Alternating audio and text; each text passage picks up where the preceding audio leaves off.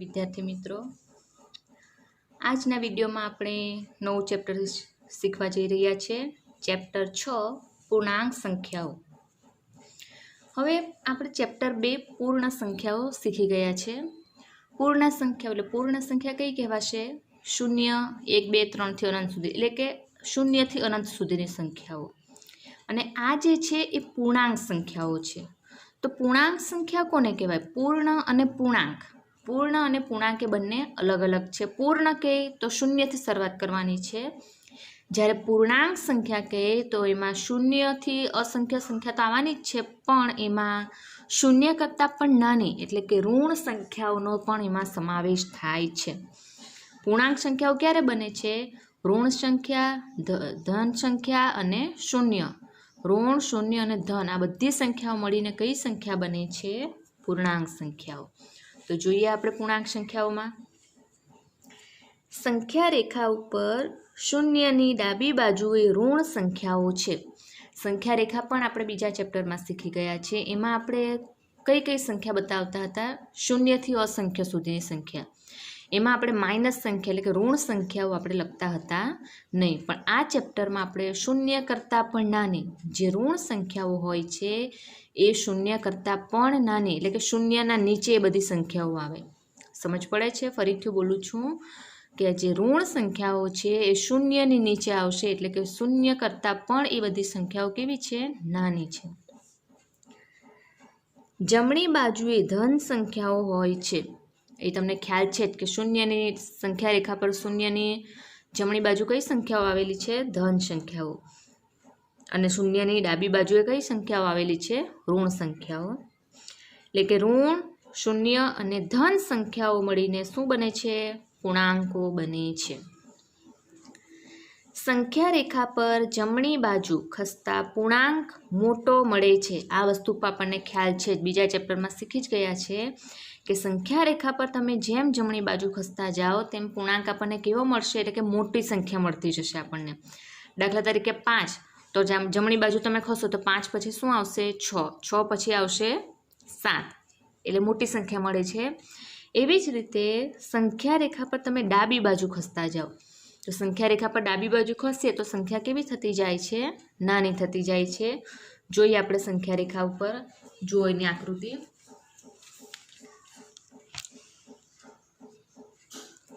દરેકને દેખાય છે સંખ્યા રેખા? એના પર 3 પ્રકારની સંખ્યાઓ છે.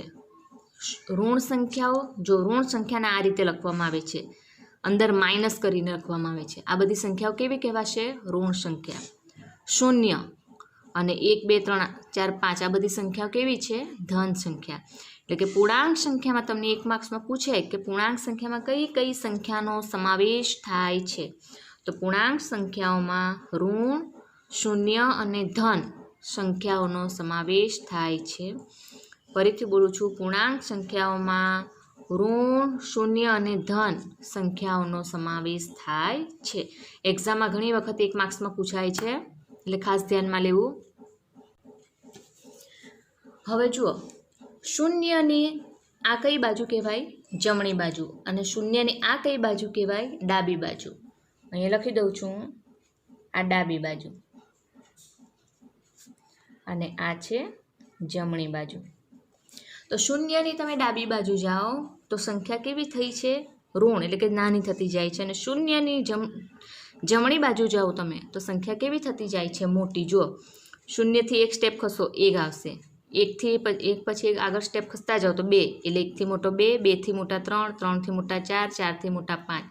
એટલે જેમ તમે આગળ ખસતા જશો તેમ સંખ્યા કેવી થતી જશે? મોટી. પણ શૂન્યની તમે ડાબી બાજુ જેમ ખસો તો સંખ્યા નાની થતી જાય છે. જો 0 થી 1 સ્ટેપ પાછળ આવો તો 0 થી પણ નાના કેટલા કહેવાય? -1 અથવા તો ઋણ 1, તમે જે કહો તે. ઋણ 1 થી પણ નાના શું આવશે? ઋણ 2 એટલે કે -2. -2 થી પણ નાના -3, -3 થી નાના -4, -4 થી નાના -5, -5 થી નાના -6. સમજાય છે? હવે બીજો ટૂંકમાં તમારે શું યાદ રાખવાનું છે? ઋણ સંખ્યામાં છે ને, જે આપણને બહુ મોટો દેખાતો હોય ને, એકચ્યુઅલી એ સૌથી નાનો હોય છે, અને જે નાનું દેખાય છે એ સૌથી મોટું હોય છે. ધનમાં કેવું હોય છે કે 1 અને 2 તો મોટું કોણ છે 2, પણ ઋણમાં એવું નથી. ઋણમાં 1 અને 2 તો એમાં મોટું કોણ છે 1. સમજ પડી? ઋણ સંખ્યામાં જે આપણને મોટો દેખાય છે એકચ્યુઅલી મોટો નથી હોતો, એ નાનો હોય છે, અને જે નાનો દેખાય છે એ સૌથી મોટો કહેવાય છે. અહીં ધન સંખ્યામાં 1થી મોટા 2 કહેવાય છે, પણ ઋણ સંખ્યામાં 1 એ 2થી મોટો કહેવાય. સમજ પડી? પછી 3થી મોટો 2. દાખલા તરીકે ઋણ 10 છે અને ઋણ 1 છે, તો ઋણ 10 અને ઋણ 1માં મોટું કોણ કહેવાશે? ઋણ 1. જ્યારે ધન સંખ્યામાં 1 અને 10 હોય તો મોટું કોણ કહેવાશે? 10. જે મોટું દેખાય તે જ મોટું હોય છે એમાં. પડે છે સમજ? આ વસ્તુ ખાસ ધ્યાન રાખજો. હવે આપણે આમાં બહુ થિયરી આવતી નથી, હવે આપણે ડાયરેક્ટ એના દાખલા જોઈશું. સૌથી પહેલાં તો એમાં એક્ઝામમાં પૂછાય છે ખાલી જગ્યા. તો એક્ઝામમાં કયા પ્રકારની ખાલી જગ્યા પૂછવામાં આવે છે તો આપણે જોઈ લઈએ. યોગ્ય ચિહ્ન મૂકો. તમારામાં ચિહ્ન મૂકવાનું છે. આ ચિહ્ન વિશે આપણે શીખી ગયા છે, આ પરિચિત છો ને ચિહ્નથી.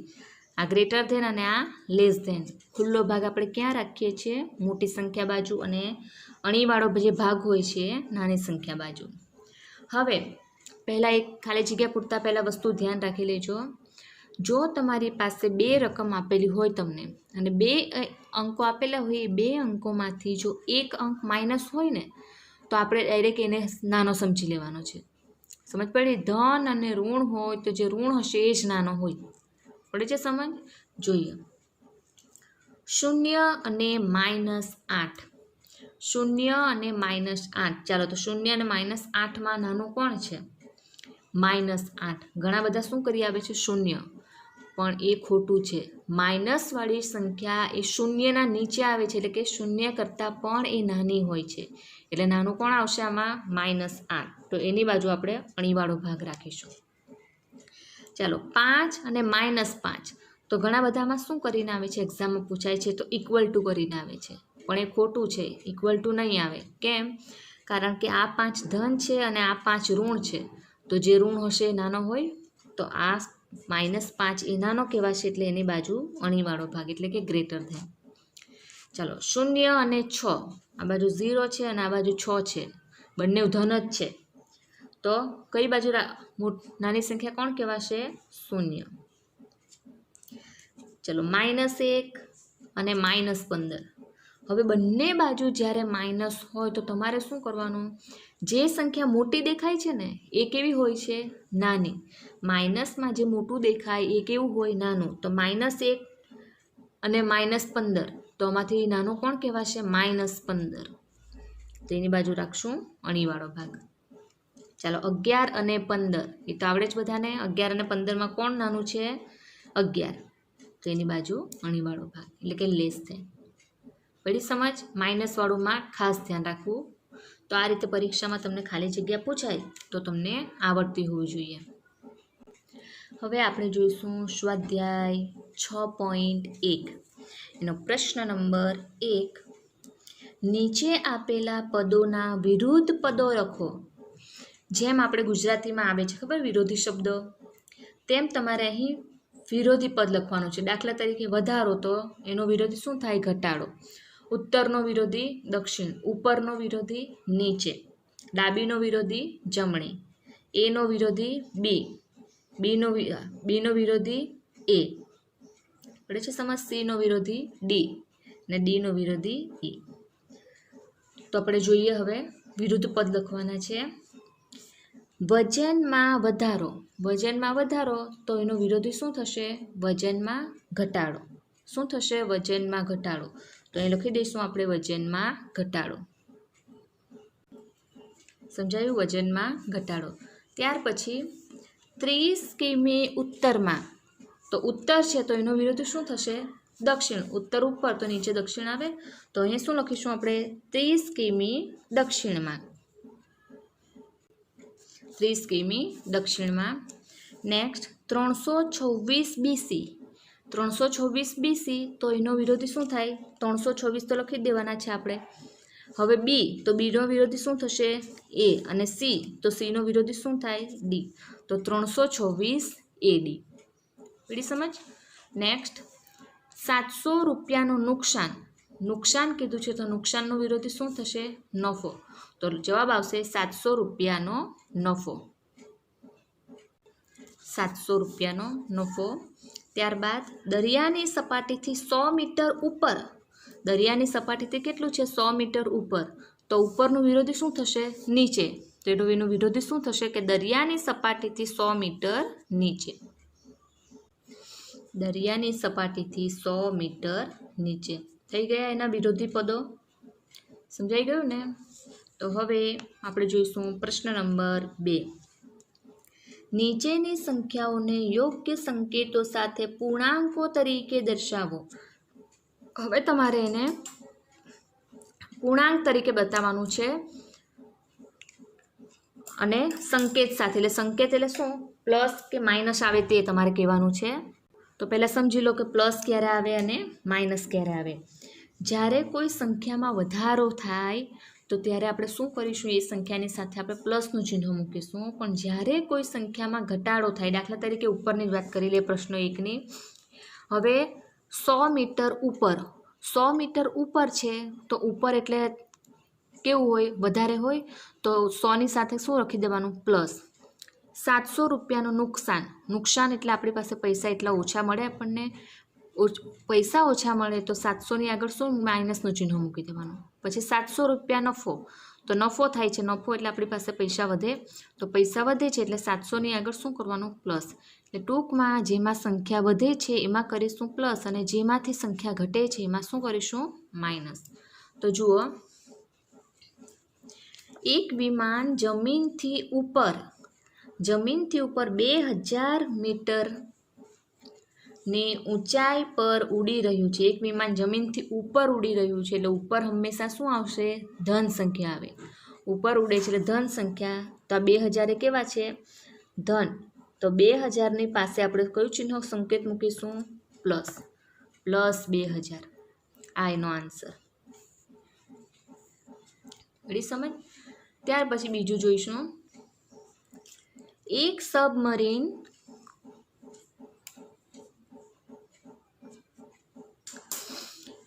સબમરીન દરિયાની સપાટીથી 800 મીટરની નીચે તરફ જઈ રહી છે. 800 મીટર શું થાય છે?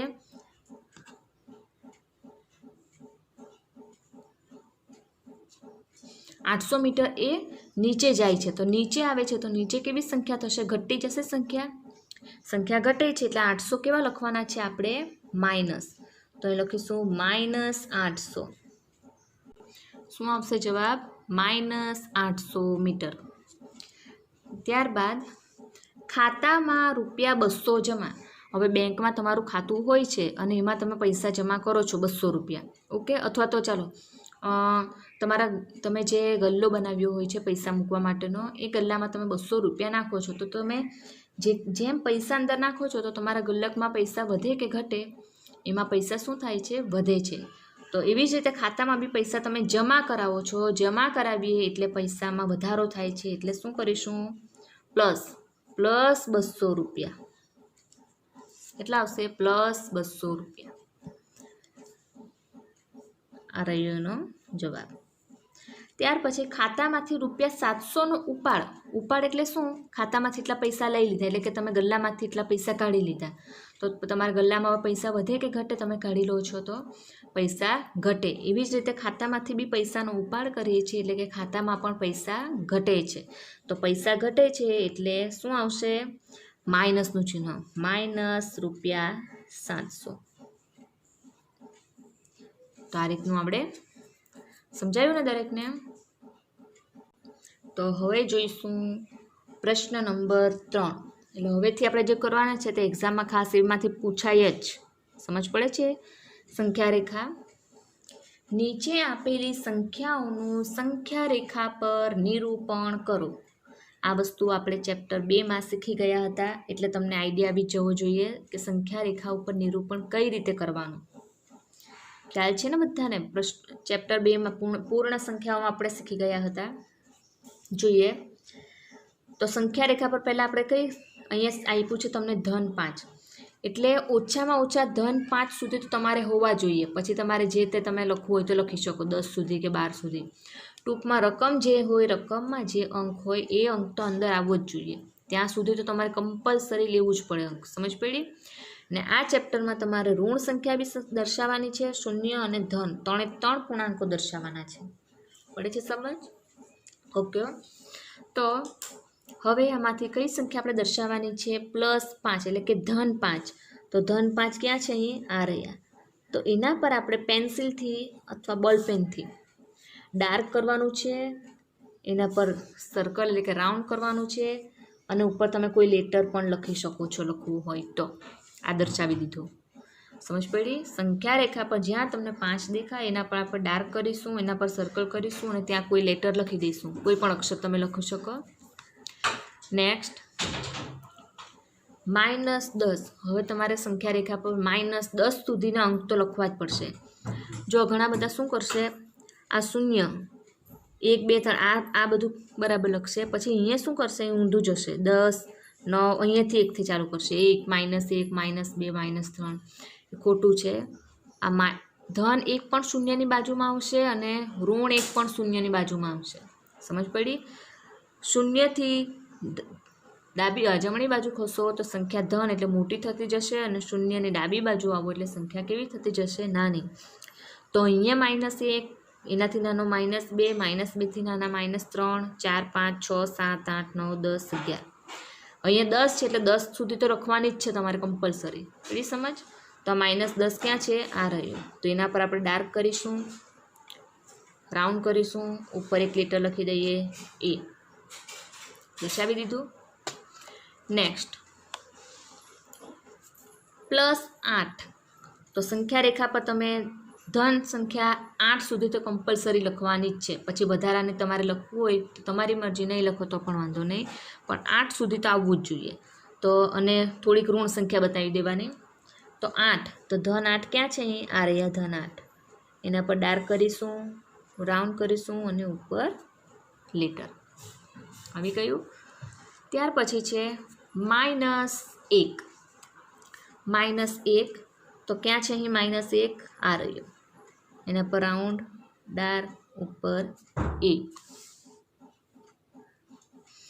તમે કોઈ પણ લેટર લખી શકો છો. મળે છે સમજ? ત્યાર પછી છે -6. તો -6 આ રહ્યા -6 દેખાય છે. સંખ્યા રેખા પર ઋણ સંખ્યા -6 સુધી તમારે લખવાનું જ છે. તો -6 ઉપર A. સમજ પડે છે ને દરેકને? જે રકમમાં અંક આપ્યો છે ત્યાં સુધી કમ્પલસરી તમારે લખવું જ પડે. અહીંયા -1 છે તો -1 સુધી લખવું જ પડે. અહીંયા -6 છે તો -6 સુધી તમારે ઋણ સંખ્યા બતાવવી જ પડે. પછી 7 ને 8 તમે નહીં લખો તો વાંધો નહીં. પડે છે સમજ? તો હવે જોઈશું આપણે પ્રશ્ન નંબર 6. પ્રશ્ન નંબર 6. તો પ્રશ્ન નંબર 6માં શું કીધું છે? નીચેની દરેક જોડીમાં સંખ્યા રેખા પર કઈ સંખ્યા બીજી સંખ્યાની જમણી બાજુએ આવેલી છે? નીચેની દરેક જોડીમાં સંખ્યા રેખા પર. હવે આમાં આપણે સંખ્યા રેખા પર દોરવાની જરૂર નથી. હવે તમને ખબર છે કે કોઈ પણ બે સંખ્યા તમને આપી દીધી હોય, એટલે કે ટૂંકમાં ચાલો સંખ્યા રેખા પર આપણે ખબર છે આપણને કે જમણી બાજુ સંખ્યા કેવી હોય? મોટી.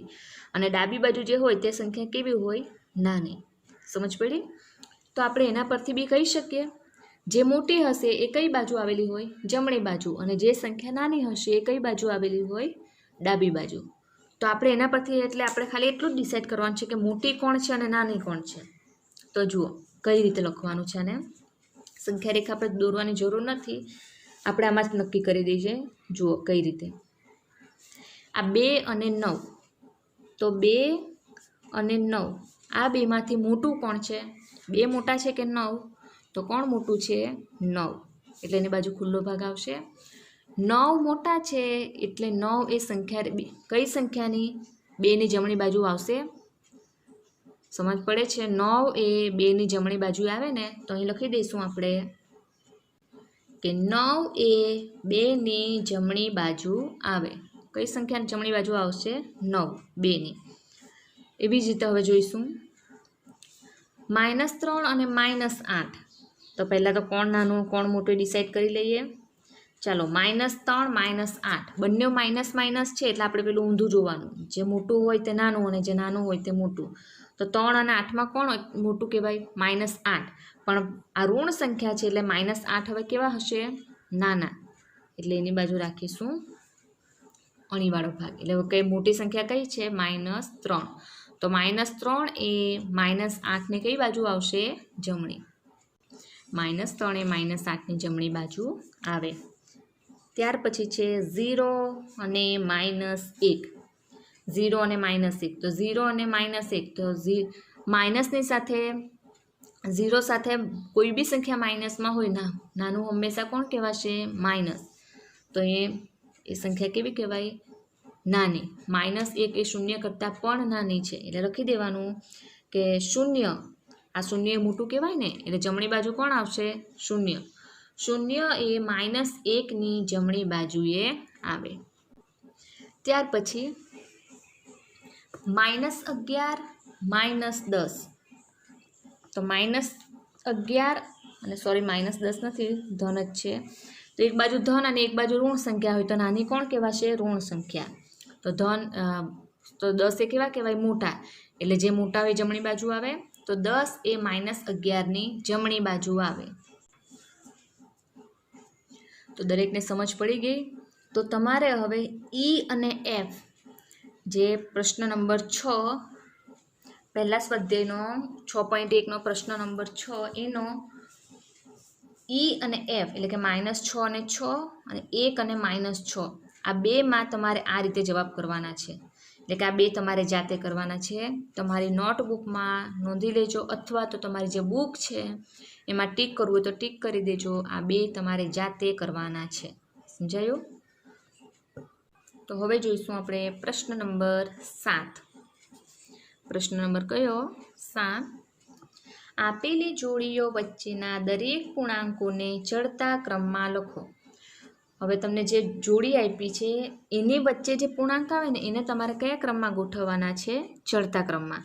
હવે ચડતા ક્રમમાં પહેલાં કેવી સંખ્યા આવે બધું આપણે પહેલા ચેપ્ટરમાં શીખી ગયા છે. ચડતો ક્રમ એટલે પહેલાં કઈ સંખ્યા આવશે? નાની, પછી એનાથી મોટી, એનાથી મોટી, એનાથી, અને છેલ્લે એકદમ મોટી સંખ્યા. પડે છે સમજ? તો સૌથી પહેલાં તો આપણે 0 અને -7માં નાનું કોણ છે? -7. પણ આપણે તો એ બેની વચ્ચેની સંખ્યા લેવાની છે. તો 0 અને -7 એની વચ્ચે કઈ કઈ સંખ્યા આવશે? તો સૌથી નાની -7 પણ એ લખવાની નથી. પછી -7થી થોડા મોટા કોણ? -6. કઈ આવે? -6. પછી -6થી મોટા -5. -5થી થોડા મોટા -4. -4થી થોડા મોટા -3. -3થી થોડા મોટા -2. એનાથી થોડું મોટું -1. હવે -1 પછી એનાથી મોટું શું આવે? 0. પણ 0 નથી લખવાનું આપણે, કારણ કે આ બેની વચ્ચેની સંખ્યા લેવાની છે. આ બેને નથી લખવાના આપણે. પડે છે સમજ? અહીંયા આપણે લખવાનું રહી ગયું છે. અહીં લખી દીધું છે અમે ચડતા ક્રમમાં. પહેલાં સમજ પડે? હવે બીજી છે -4 અને 4. એ બેની વચ્ચે કઈ કઈ સંખ્યા આવશે? -3, -2, -1, 0, 1, 2, 3. એને આપણે ચડતા ક્રમમાં ગોઠવીશું. તો પહેલાં બેમાં નાનું કોણ છે? સૌથી -4. તો -4થી થોડું મોટું કોણ આવે? -3. -5 નહીં, સમજ પડી? પછી -3થી થોડું મોટું -2. એનાથી થોડું મોટું -1. -1થી થોડા મોટા 0. 0થી મોટા 1. 1થી મોટા 2. 2થી મોટા 3. 3થી મોટા 4. પણ 4 લખવાનો નથી. એ બેની વચ્ચેની સંખ્યા આવી ગઈ. આ બેની વચ્ચેની સંખ્યા આવી ગઈ ને? હવે જોઈએ -8 અને -15. -8 અને -15. તો સૌથી પહેલાં સૌથી નાનું કોણ છે? -15, જેને આપણે લખવાના નથી. તો -15થી થોડા મોટા કોણ? -14. -14થી થોડા મોટા -13. -13થી થોડા મોટા -12. -12થી થોડા મોટા -11. -11થી થોડા મોટા -10. -10થી થોડા મોટા -9. અને -9થી થોડા મોટા -8. પણ -8ને લખવાનું નથી, કારણ કે એ બેની વચ્ચેની સંખ્યા કીધી છે, એટલે એ બેની વચ્ચે આ સંખ્યા આવશે નાની. નેક્સ્ટ જોઈશું. ત્યાર પછી છે -30 અને -23. -30 તો -30 અને -23 એમાં સૌથી નાનું કોણ છે? -30. તો -30ને લખવાના છે? ના, -30 નથી લખવાના. તો 30થી મોટા કોણ આવશે? -29. -29થી મોટા -28. -28થી મોટા -27. એનાથી મોટા -26. 26થી મોટા -25. 25થી મોટા -24 અને 24થી મોટા -23, પણ એ લખવાનું નથી. એટલે આટલી સંખ્યા આપણે લખવાની છે જે આ બેની વચ્ચે આવે છે, એને જ ચડતા ક્રમમાં ગોઠવવાનું છે. તો એક્ઝામમાં આ રીતનું પૂછાય તો આવડે દરેકને. આ રીતે તમારે પહેલાં જોઈ લેવાનું. ઉતરતા ક્રમમાં પૂછે તો સૌથી મોટી કોણ છે એ પહેલાં જોઈ લેવાનું. પડી સમજ? અને એ સંખ્યા નહીં લખવાની, પણ એના પછીની સંખ્યા લખતા જવાનું છે એમાં. પડે છે ને સમજ?